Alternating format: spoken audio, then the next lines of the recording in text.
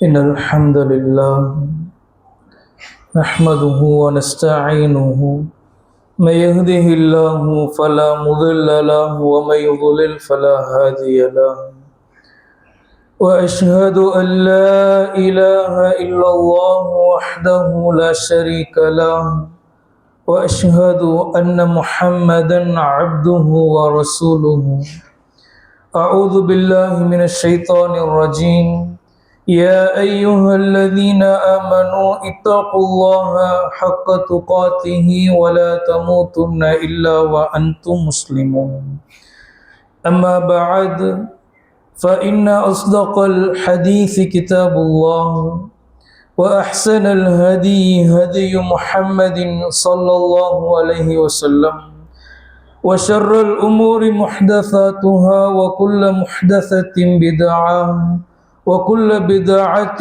ضلالة وكل ضلالة في النار اللهم صل على محمد وعلى آل محمد كما صليت على إبراهيم وعلى آل إبراهيم إنك حميد مجيد اللهم بارك على محمد وعلى آل محمد كما باركت على إبراهيم وعلى آل إبراهيم إنك حميد مجيد சூரியன் உதயமாகும் நாட்களில் சிறந்த நாளான ஜும்ஆவுடைய வெள்ளிக்கிழமை தினத்தில் அல்லாஹ்விற்கு செலுத்த வேண்டிய கடமையான வணக்கத்தை நிறைவேற்றுவதற்காக நாம் அனைவரும் அவனுடைய ஆலயத்திலே ஒன்று குழுமி இருக்கின்றோம். அகிலங்களின் அதிபதி, நியாய தீர்ப்பு நாளின் அரசன், எல்லாமல்ல அல்லாஹ்விற்கே புகழ் அனைத்தும். அவனது அன்பும் அருளும் சாந்தியும் சமாதானமும் வற்றா பெருங்கருணையும் உலகிலே தோன்றிய அனைத்து இறை தூதர்களின் மீதும் அவர்களிலே இறுதியாக வந்த அகிலத்தாருக்கோர் அருட்கொடை அழகிய முன்மாதிரி நம்முடைய தலைவர், நமது உயிரினும் மேலான முஹம்மது ரசூலுல்லாஹ் ஸல்லல்லாஹு அலைஹி வஸல்லம் அவர்களின் மீதும் அவர்களை அப்படியே பின்பற்றி வாழ்ந்து மறைந்த அத்துணை நல்லடியார்களின் மீதும், குறிப்பாக இந்த ஜும்ஆவுடைய சபைக்கு வருகை தந்திருக்கக்கூடிய இன்னும் வர இருக்கக்கூடிய அனைவரின் மீதும் என்றென்றும் என்று நிலவட்டுமாக என்ற துஆவோடு இந்த ஜும்ஆவுடைய உரையை ஆரம்பம் செய்கின்றோம்.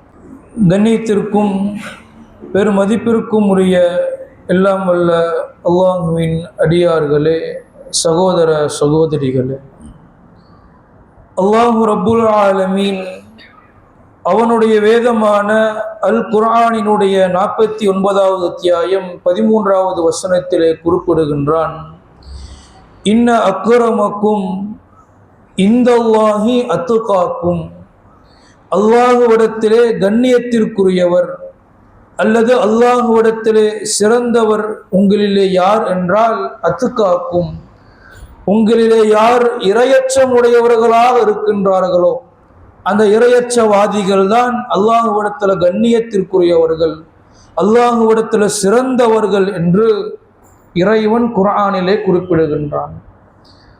அப்ப இரையச்சம் நம்மிடத்துல இருந்ததுன்னா நாம் அல்லாஹுவிடத்தில் கண்ணியத்திற்குரியவர்களாக இருப்போம். இந்த இரையச்சவாதிகள், இரையச்சம் உடையவர்கள் யார் என்பதற்கு இறைவன் அல் குர்ஆன்ல பல பண்புகளை சொல்லி தருகின்றான். அதுல இறைவன் திரும்ப திரும்ப பல இடங்கள்ல இரையச்சம் உடையவர்களை பற்றி பேசும் பொழுது அவர்கள் அல்லாஹுவின் பாதையில நல்வழியில செலவு செய்வார்கள் என்ற, தர்மம் செய்வார்கள் என்ற பண்பை திரும்ப திரும்ப பல இடங்கள்ல குர்ஆன்ல குறிப்பிடுகின்றான்.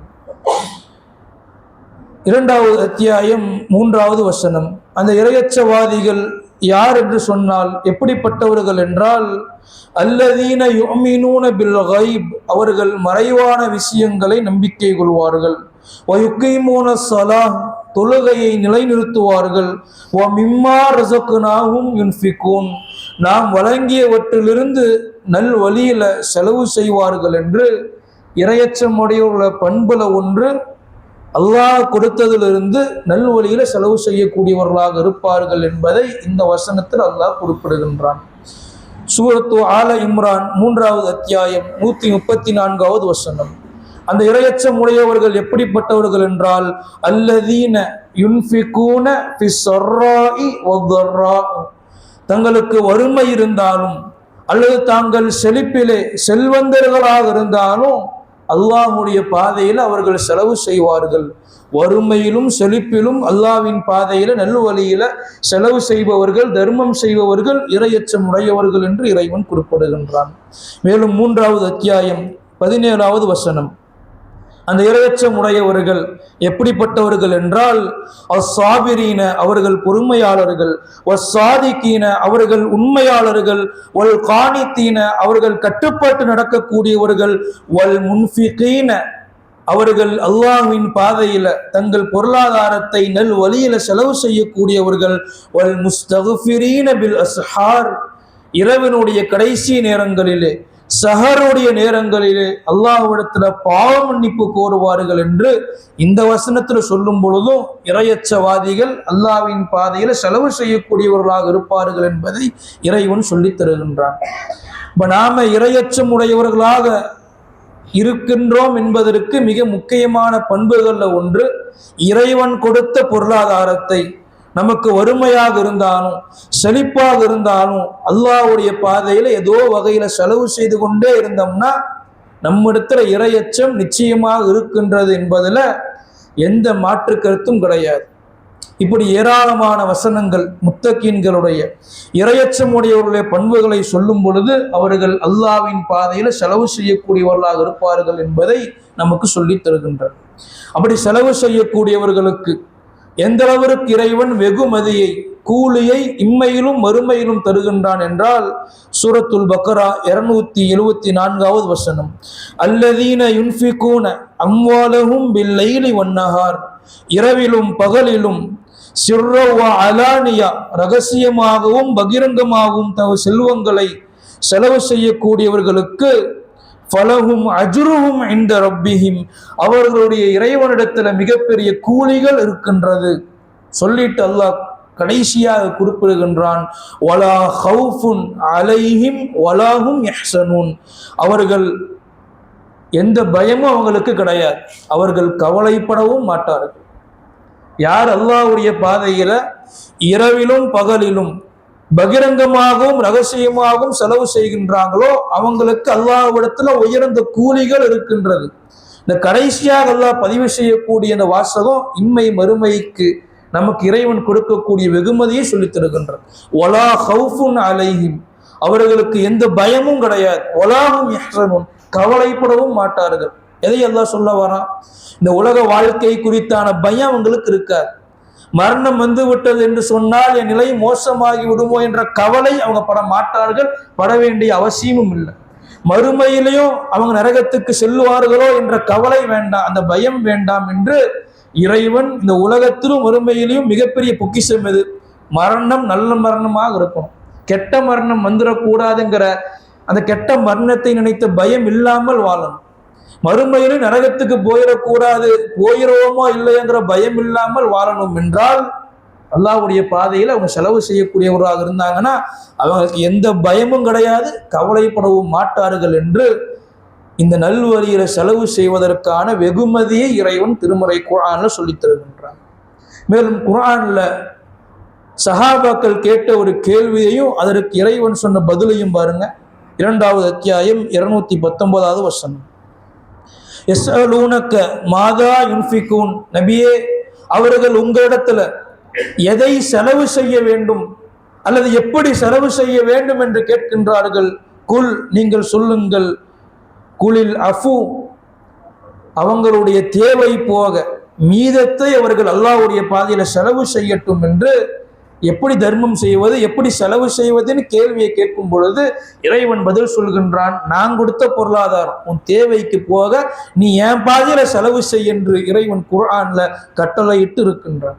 மேலும் இறைவன் அல்லாஹ் ரப்புல் ஆலமீன் கேட்கின்றான், மாதா அலைஹிம் லவ் ஆமனு பில்லாஹி வல் யௌமில் ஆகிர் வ அன்ஃபகு மிம்மா ரஸகஹுமுல்லாஹ் அல்லாஹ்வையும் மறுமை நாளையும் நம்பி முஸ்லிமாக இருந்து கொண்டு அவர்களுக்கு அல்லாஹ் வழங்கியதிலிருந்து செலவு செய்தால் அவர்களுக்கு என்ன ஆக போகின்றது என்று இறைவன் 4வது அத்தியாயம் 39வது வசனத்துல நம்மை நோக்கி கேட்கிறான்.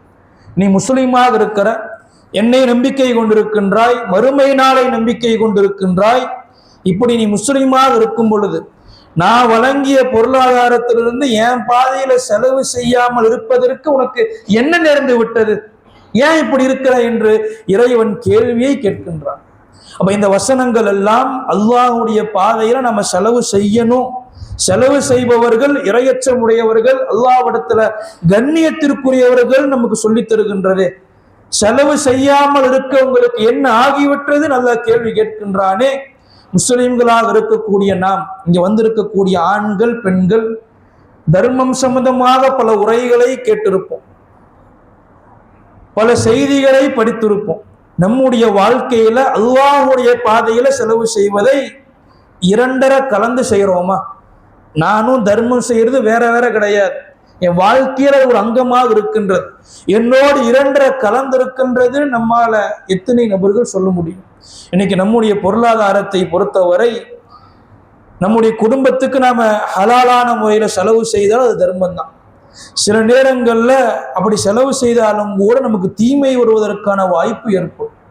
குறிப்பாக இன்றைய காலகட்டத்தில் எல்லோரிடத்திலும் போன் இருக்கின்றது, டிவியை வைத்திருக்கிறோம், வீடுகளை ஆடம்பரமாக கட்டி இருக்கின்றோம்.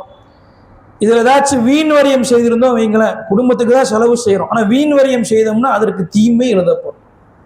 அதே போல ஒரு டிவிக்கு ரீசார்ஜ் பண்றோம், போனுக்கு ரீசார்ஜ் பண்றோம், நல்ல முறையில் அதை செலவு செய்யும் வரை எந்த பிரச்சனையும் இல்லை. அதுல மார்க்கம் தடுத்த ஹராமான ஒரு சினிமாவையோ ஒரு நாடகத்தையோ ஒரு ஆடல் பாடலையோ நாம பார்க்கிறோம் அல்லது வீட்டில் பார்க்கப்படுகின்றதுன்னா நாம் அதற்கு செய்த பொருளாதாரம் நமக்கு தீமையாக எழுதப்படும். ஆனால் அல்லாஹ்வுடைய பாதையில எத்துணை ஆயிரங்களையோ எத்துணை லட்சங்களையோ எத்துணை கோடிகளையோ செலவு செய்தாலும் சரி, முழுக்க முழுக்க நமக்கு நன்மையாக மட்டும்தான் அது கிட்டும். இப்போ நம்முடைய வாழ்க்கையில நாம யோசிக்கணும், அல்லாஹ் கொடுத்த பொருளாதாரம் எவ்வளவோ செலவு செய்கிறோம், ஆடம்பரமாக வாழ்கின்றோம், ஆனா அல்லாஹ் கொடுத்த பொருளாதாரத்தை அவன் பாதையில நம்ம செலவு செய்யாமல் இருக்கிறோமே. நம்முடைய மறுமை வாழ்க்கைக்காக, நம்முடைய கபூர் வாழ்க்கைக்காக நிச்சயமாக வரத்தான் போகுது. நமக்கு நாம தான், கபூர்லையும் சரி மறுமையிலையும் சரி நமக்கு நாம தான். கபூர்லையும் யாரும் உதவ மாட்டாங்க, நம்முடைய பொருளாதாரமும் உதவாது, மறுமையிலும் யாரும் உதவ மாட்டார்கள், பொருளாதாரம் உதவாது. எந்த அளவு இருக்கின்றால் நாளை மறுமை நாள்ல என் பிள்ளைய நீ வச்சுக்கோ, என் மனைவி இறைவாணி வைத்துக்கொள், என் தாய் தந்தையரை வைத்துக்கொள், அவங்களை அடமானமா நான் வச்சுக்கிறேன், என்னை விட்டு மனித கதறுவானாமா, பொருளாதாரத்தையும் கொடுக்கிற என்னை விட்டுன்னு கேட்பானாமா. மறுமையிலும் கபரிலும் நம்முடைய பொருளாதாரமோ குடும்பமோ யாரும் பயன் தர மாட்டாங்க, நமக்கு நாம் தான், நம்முடைய நல்ல செயல்கள் தான். அப்ப நம்முடைய கபரு மறுமை வாழ்க்கைக்காக நம்முடைய பொருளாதாரத்திலிருந்து நான் மவுத்தா போயிட்டாலும் கூட எனக்கு நன்மை இதுல வந்துகிட்டே இருக்கும், அப்படி ஒரு தர்மத்தை நான் பண்ணியிருக்கேன். எத்தனை நபர்களால சொல்ல முடியும்? இன்னைக்கு எத்தனையோ செலவுகளை செய்தாலும் அல்லாஹ்வுடைய பாதையில எடுத்து கொடுப்பதற்கு நாம சிறுமைப்படக்கூடியவர்களாக இருக்கிறோம், யோசிக்கக்கூடியவர்களாக இருக்கின்றோம். அல்லாஹ் பாதுகாக்க வேண்டும். அல்லாஹ் ரப்புல் ஆலமீன் அல் குர்ஆன்ல ஒரு வியாபார உடன்படிக்கை குறித்து பேசுறான். இந்த டீலுக்கு ஓகேவான்னு நம்மை நோக்கி எல்லாம் கேட்கிறான். பல வியாபாரங்களை இங்க வந்திருக்கக்கூடிய பல பேர் செய்திருக்கலாம், பல பேர் மிகப்பெரிய பிசினஸ் மேனா இருக்கலாம், ஆனா அல்லாஹ் எடுக்கக்கூடிய இந்த பிசினஸ் இருக்கல, இதையோட சிறந்து எதுவுமே கிடையாது. ஏன்னா இறைவன் போடக்கூடிய வியாபாரம். 9வது அத்தியாயம் 111வது வசனம், சற்று நீண்ட வசனம். இதை எடுத்து படித்து பாருங்க, ஒன்றுக்கு பல முறை படித்து பாருங்க. ஒவ்வொரு தடவை படிக்கும் பொழுதும் ஒவ்வொரு விளக்கத்தை இறைவன் உள்ளத்தில் உதிக்க செய்வான். இன்னல்லாஹ் அஸ்ஸரா மினல் முஃமினீன அன்ஃபுஸஹும் வ அம்வாலஹும் பி அன்ன லஹுமுல் ஜன்னah, இறை நம்பிக்கையாளர்களுக்கு சொர்க்கம் உண்டு என்பதற்கு ஈடாக அவர்களின் உயிர்களையும் செல்வங்களையும் அவர்களிடத்திலிருந்து அல்லாஹ் விலைக்கு வாங்கி கொண்டான். உனக்கு நான் சொர்க்கத்தை தரேன். என்ன வியாபார ஒப்பந்தம்னா, சொர்க்கத்தை நான் தரேன், அதற்கு பகரமாக ஒன்று உன் உயிரை நீ என் பாதையில செலவு செய்யணும், கொடுத்தரணும், இல்லை என்றால் உன் பொருளாதாரத்தை என் பாதையில செலவு செய்யணும். இதுதான் வியாபார டீல். இதை சொல்லிட்டு இறைவன் தொடர்ச்சியாக பேசுகின்றான்.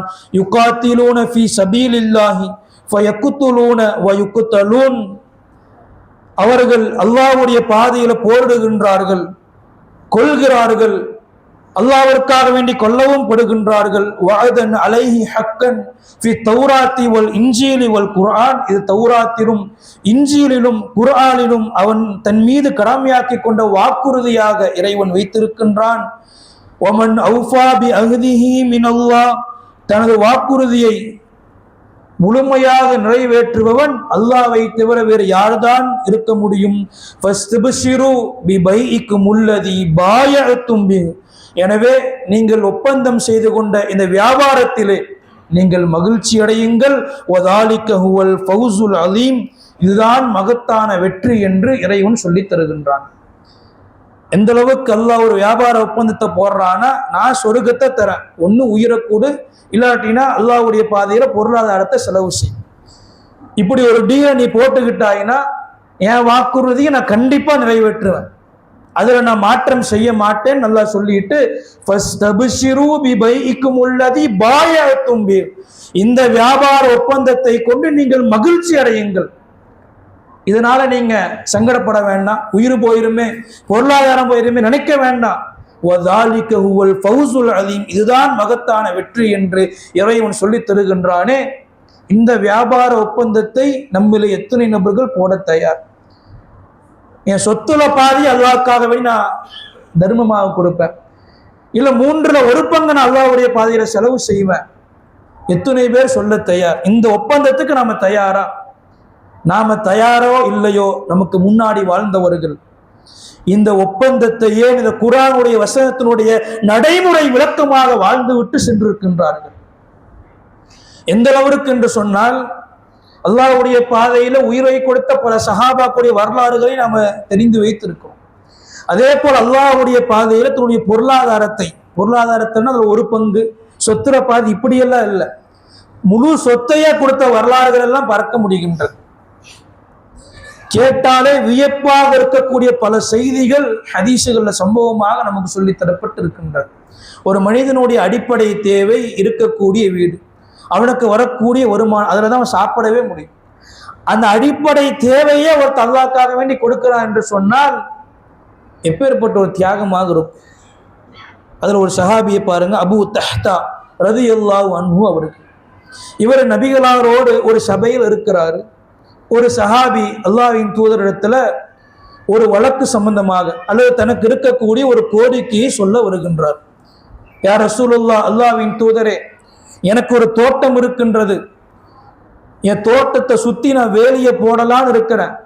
ஆனா என் தோட்டத்தினுடைய எட்ஜில் கடைசி பகுதியில வேறு மனிதருக்கு சொந்தமான ஒரு மரம் இருக்கின்றது. அந்த மரத்தை நீங்க அந்த மனிதரிடத்துல சொல்லி வாங்கி கொடுத்தீர்கள் என்றால் நான் அந்த மரத்தோடு சேர்த்து வேலியை போட்டுக் கொள்வேன் என்று கோரிக்கையை நபிகளாரிடத்துல வைக்கின்றார். அல்லாஹ்வின் தூதர் அந்த ஒரு மரத்துக்கு சொந்தக்காரரை அழைக்கின்றார்.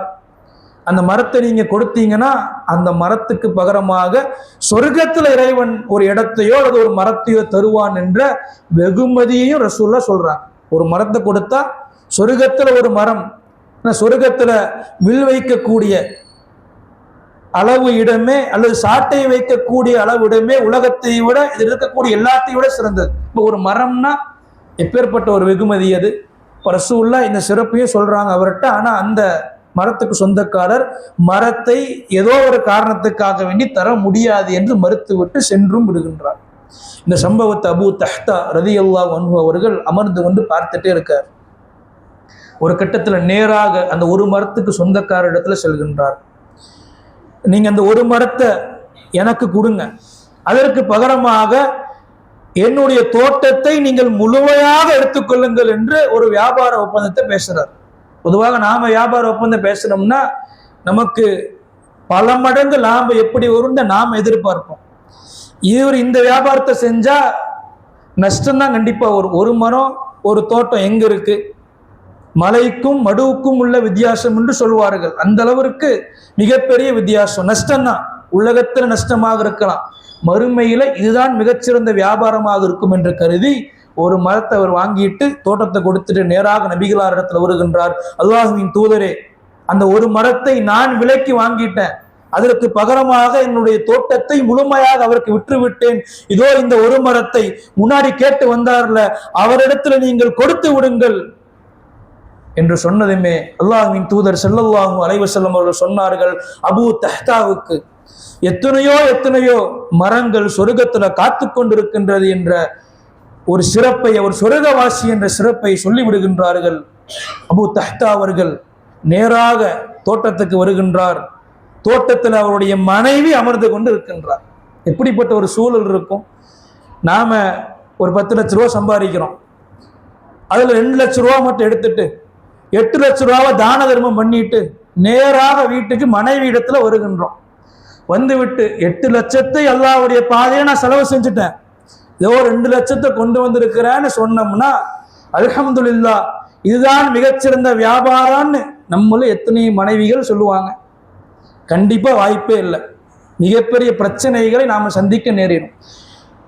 அபூ தஹ்தாவுடைய அந்த மனைவி அமர்ந்திருக்கிறாங்க. இவர் நேரா தோட்டத்துக்குள்ள சென்று, உம்மு தஹ்தாவே, தஹ்தாவின் தாயாரே, இந்த தோட்டம் நமக்குரியதல்ல, நடந்த சம்பவத்தை எல்லாம் சொல்லிட்டு, நான் இதை அல்லாஹ்வின் பாதையில முழுமையாக கொடுத்து விட்டேன், இதற்கு பகரமாக நமக்கு சொர்க்கத்துல மரம் இருக்கின்றது, அதனால இந்த வியாபாரத்தை நான் செய்து விட்டேன்னு சொன்னதுமே அந்த மனைவியார் சற்றும் யோசிக்காமல் அவர்கள் சொன்னார்கள், ரபீஹல் பை யா அபா தஹ்தா, அபா தஹ்தாவே, தஹ்தாவின் தந்தையே, நீங்கள் செய்ததுதான் மிகச்சிறந்த வியாபாரம், இதைவிட சிறந்த வியாபாரம் இருக்க முடியாது என்று சொல்லி அந்த கணவனும் மனைவியும் தோட்டத்திலிருந்து வெளியேறினார்கள். என்று சொன்னால் தங்களுக்கு சாப்பிடுவதற்கு அதிலிருந்து வருமானம் வருது, அதையே வித்துட்டு ஒருத்தர் அல்லாஹ்வுடைய பாதையில செலவு செய்து வருவார் என்று சொன்னால், இவ்வளவு பெரிய தியாகத்தை எல்லாம் அல்லாஹ் நம்ம இடத்துல எதிர்பார்க்கவில்லை என்ற செஞ்சா சூப்பர் தான், இப்படி அல்லாஹ் எதிர்பார்க்கவில்லை என்றாலும் இதுல ஒரு கால்வாசி,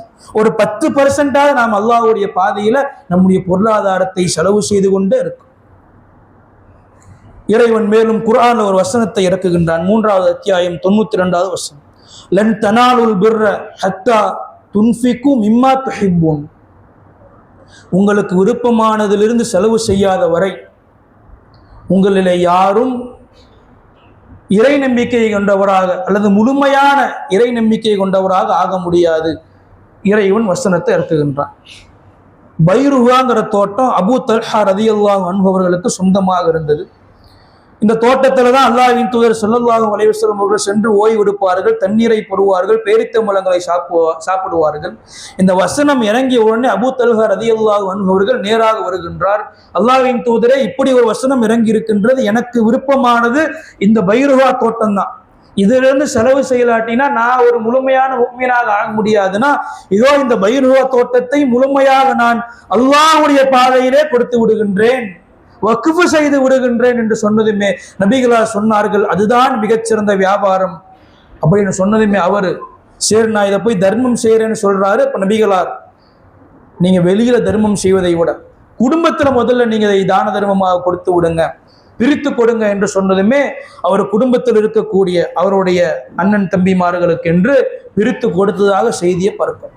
குர்ஆன்ல அல்லாஹ் சொல்லக்கூடிய தனக்கு பிடித்தமானதிலிருந்து நீங்க செலவு செய்யாத வரை உண்மையான இறை நம்பிக்கையாளனாக அல்லது முழுமையான இறை நம்பிக்கையாளனாக ஆக முடியாதுன்னு வசனத்தை கேட்டதுமே தோட்டத்தையே ஒருத்தர் கொடுக்க முன் வந்து அதை தர்மமாக கொடுத்தார் என்று சொன்னால், இன்னைக்கு நமக்கு பிடித்தமானதிலிருந்து நாம ஏதாச்சும் தர்மம் செய்யறோமா, ஏதாச்சும் கொடுக்கிறோமா? நமக்கே தேவை இருந்தாலும் பிறருக்கு ஒரு தேவைன்னு வரும்பொழுது கொடுக்கக்கூடியவர்களை இறைவன் குர்ஆன்ல சிறப்பித்து பேசி இருக்கின்றான். மேல் அல்லாஹ்வின் தூதர் ஸல்லல்லாஹு அலைஹி வஸல்லம் அவர்கள் பெண்கள் பகுதியில் ஒரு பெருநாளுடைய தினத்தில் உரை நிகழ்த்துவதற்காக வருகின்றார்கள். வந்துவிட்டு உரை நிகழ்த்துகின்றார்கள். பிறகு பெண்களிடத்துல கட்டளையிடுகின்றார்கள், ஃபஜஅல்தி, பெண்களே, அஸ்ஸதகாத்தி, நீங்கள் அல்லாஹ்வுடைய பாதையில தர்மம் செய்யுங்கள் என்று நபிகளார் தர்மத்தினுடைய செய்திகளை சொல்லிட்டு முடித்த உடனேயே ஃபஜஅல்தில் பரஅத்து துல்கில் குருத்த ஒல் ஹாத்தம, அந்த பெண்கள் தர்மம் செய்தார்கள். எந்த அளவிற்கு என்றால், நபிகளார் தர்மம் செய்யுங்கள் என்று சொன்ன உடனே, கட்டளையிட்ட உடனே தங்களுடைய காதில் இருந்த அணிகலன்களையும் தாங்கள் போட்டிருந்த நகைகளையும் கலட்டி பிலால் ரலியல்லாஹு அன்ஹு அவர்களிடத்தில் ஒப்படைத்தார்கள் என்று புகாரியில் இந்த செய்தியை நம்மால் பார்க்க முடிகின்றது என்று சொன்னால், தர்மம் செய்யுங்கள் அல்லாஹ் கட்டளையிட்டாலும் அல்லாஹ்வுடைய தூதர் கட்டளையிட்டாலும் எதை பத்தி யோசிக்கல. ஒரு பெண்மணிக்கு விருப்பமானது தங்கமாகத்தான் இருக்கும், இது எனக்கு விருப்பமானதுதான். ஆனா அல்லாஹ்வுடைய பாதையில செலவு செய்வதற்கு ஒரு வாய்ப்பு வருகின்றதா, ஒரு தேவை ஏற்படுகின்றதா, எனக்கு விருப்பமான தங்கமாக இருந்தாலும், எனக்கு விருப்பமான என்னுடைய தோட்டமாக இருந்தாலும், என்னுடைய வருமானத்துக்கே அதுதான் என்று இருந்தாலும் நான் செலவு செய்ய தயார் என்று சஹாபாக்கள் இருந்தார்களே, சஹாபிய பெண்மணிகள் இருந்தார்களே, இந்த பக்குவம் நம்மிடத்துல வரும். இதுதான் இறையச்சவாதிகளுக்கான மிக முக்கியமான பண்புகள்ல ஒண்ணு. அவர்கள் தான் அல்லாஹ்விடத்தில் கண்ணியத்திற்குரியவர்கள். இறுதியாக ஒரு செய்தியை சொல்லி நான் நிறைவுக்கு வருகின்றேன். அல்லாஹ்வின் தூதர் ஸல்லல்லாஹு அலைஹி வஸல்லம் அவர்கள் மதீனாவிற்குள்ளே சென்ற பிறகு மஸ்ஜிதுன் நபவி கட்டுவதற்காக வேண்டி ஒரு இடத்தை பார்க்கிறாங்க. யாருடைய இடம் என்று பார்த்தால் சஹல் சுஹைல் என்று சொல்லக்கூடிய 2 சிறுவர்கள், அனாதை சிறுவர்களுடைய இடம். அந்த சிறுவரிடத்தில் சென்ற இடத்தை கேட்கும் பொழுது தாய் தந்தை இல்லை, அந்த இடம் தான் அவங்களுக்கு ஒரு வருமானமாக இருக்கும். இப்படியெல்லாம் எதையும் அந்த சிறுவர்கள் சிறுவர்களுக்கு இருக்கக்கூடிய இறையச்சத்தை பாருங்க. அல்லாஹ்வின் தூதர் மீது கொண்ட அந்த அன்பு, அந்த பாசம், மார்க்கத்தின் மீது கொண்ட அந்த பற்று, அந்த சிறுவர்கள் சொல்கின்றார்கள், அல்லாஹ்வின் தூதரே, இந்த இடத்தை நீங்கள் அன்பளிப்பாக இலவசமாக எடுத்துக்கொண்டு அல்லாஹ்வுடைய பள்ளியை நிறுவுங்கள் என்று சொல்கின்றார்கள் என்றால், பிறகு ரசூலுல்லாஹ் அதை பணம் கொடுத்து தான் வாங்கினாங்க. ஆனால் சிறுவர்கள் வாயிலிருந்து வந்த வார்த்தை, அந்த எண்ணத்தை, அந்த இஹ்லாஸான தூய்மையான எண்ணத்தை பாருங்க. இன்னைக்கு எத்தனை பேர் இது போன்ற எண்ணத்தோடு தான தர்மங்களை செய்யக்கூடியவர்களாக இருக்கின்றோம். அப்படி நம்முடைய வாழ்க்கையில தான தர்மங்கள் குறைந்திருந்தது என்று சொன்னால் நம்ம என்ன நினைக்கிறோம்னா, கொடுத்தா குறைஞ்சிரும் நினைக்கிறோம். இறைவன் குர்ஆன்ல சொல்கின்றான், நீ கொஞ்சம் கூட என் பாதையில உனக்கு பன்மடங்காக திருப்பி தருகின்றேன், மறுமையுடைய சேமிப்பாக ஆக்கி வைக்கின்றேன் என்று இறைவன் சொல்லக்கூடிய வார்த்தை. என்கிட்ட 100 ரூபா இருக்கா, 50 ரூபா தான தர்மம் செய் அல்லாஹ்வுடைய பாதையில. 50 ரூபா போயிருச்சுன்னு நினைக்காத, இறைவன் அதை பல லட்சங்களாக திருப்பி தரக்கூடும் என்பதை இறைவனுடைய வார்த்தை நமக்கு சொல்லி தருகின்றதுன்னா, அதன் மீது நம்பிக்கை வைத்து அல்லாஹ்வுடைய பாதையில நம்முடைய பொருளாதாரத்திலிருந்து தாராளமாக வாரி வழங்கக்கூடியவர்களாக இருக்க வேண்டும். இறைவன் குர்ஆன்ல குறிப்பிட்டு காட்டுகின்றான், ஒமா துன்ஃபிகு மின் கைரின் யுவஃபு இலைக்கும் வ அன்தும் லா துலமுன், நீங்கள் நல்லவற்றிலிருந்து எதை செலவிட்டாலும் உங்களுக்கு முழு அளவில் திருப்பி தரப்படும், நீங்கள் அநியாயம் செய்யப்பட மாட்டீர்கள் என்று 2வது அத்தியாயம் 272வது வசனத்தில் அல்லாஹ் சொல்லித் தருகின்றான். எதை செலவு செஞ்சாலும், அல்லாஹ்வுடைய பாதையில் எதை செலவு செஞ்சாலும் இஹ்லாஸோடு செய்தோம்னா, அல்லாஹ் கொடுத்த பொருளாதாரம் தான், அவன் பாதையில செலவு செய்யும் பொழுது முழு அளவுல இறைவன் திருப்பி தருவான். துளி அளவும் கூட அல்லாஹ் அநியாயம் செய்ய மாட்டான். அல்லாஹ்வை தவிர யாரும் உண்மை பேச முடியாது, வாக்குறுதி நிறைவேற்ற முடியாது என்பதை சொல்லிக்கொண்டு அல்லாஹ்வுடைய பாதையில அதிகமாக தான தர்மங்களை வாரி வழங்கக்கூடியவர்களாக இருக்க வேண்டும். அப்படிப்பட்ட பாக்கியத்தை ஒரு ரஹ்மான் நம் அனைவருக்கும் தந்த அருள்புரிவானாக.